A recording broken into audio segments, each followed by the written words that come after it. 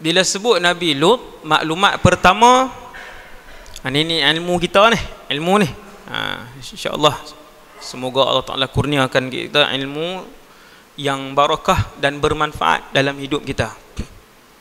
Yang pertama sekali, Nabi Lut ni daripada keluarga yang beriman. Keluarga yang beriman iaitu pak menakan dia Nabi Ibrahim. Senang, semua orang kenal, no? Kadang orang tak kenal nama Lut kan. Tambah di Malaysia ni yang nama Lut ni saya jumpa ada seorang. Lut, orang panggil Lut lah kat dia. Ibrahim bin Azar. Lut bin Harun bin Azar. Maksudnya Lut tu anak menekan, Nabi Ibrahim tu pak menekan. Dan Lut alaihi salam beriman dengan Nabi Ibrahim. Dia beriman dengan Nabi Ibrahim. Cuma kelebihan dia juga dilantik oleh Allah menjadi rasul. Subhanallah. No? Keluarga rasul belaka ni, tuan. Maklumat yang kedua, Nabi Ibrahim ada anak kan nama Ishaq. Nabi Ishaq ada anak nama Yaqub. Nabi Yaqub ada anak nama Yusuf.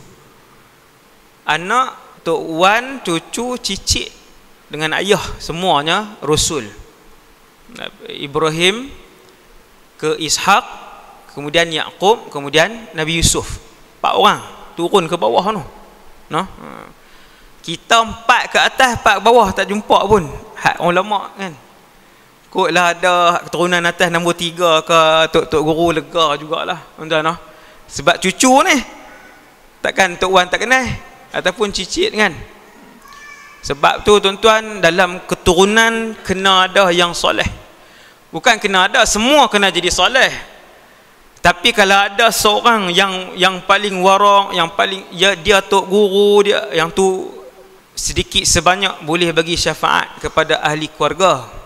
Ada dalil, no? Ada dalil boleh bagi syafaat. Kalau kawan yang soleh pun boleh bagi syafaat, apatah lagi keturunan kita yang soleh. Nabi sebut kawan-kawan yang soleh boleh bagi syafaat dan keluarkan kawan mereka yang baik, yang kenal di dunia dulu daripada neraka. Jadi antara benda yang kita nak bincang ataupun kita nak sebut malam ni tuan-tuan, yang bermanfaat tentang Nabi Lut ni, kenapa lelaki ini disebut oleh Allah sebanyak 25 kali di dalam Al-Quran. Tuan-tuan bayang, kenapa lelaki ini sehingga 25 kali Allah sebut nama dia dalam Quran, ulang banyak kali. Bermaksud dia seorang lelaki yang sangat hebat.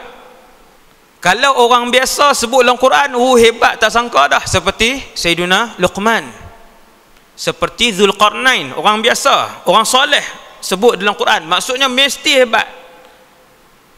Orang biasa sebut dalam Quran mesti hebat. Contohnya Maryam bintu Imran, mesti hebat. Allah sebut nama dia Maryam. Kata ulama tafsir, cuba lihat kehidupan dia, memang hebat.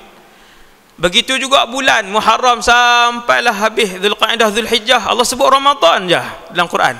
Ramadan saja Allah sebut, Syahrul Ramadan alladhi unzila fihi al-Quran. Ulama kata cuba kaji Ramadan. Hebat. Turun Quran dalam bulan Ramadan, dibuka pintu syurga, ditutup pintu, macam-macam lah.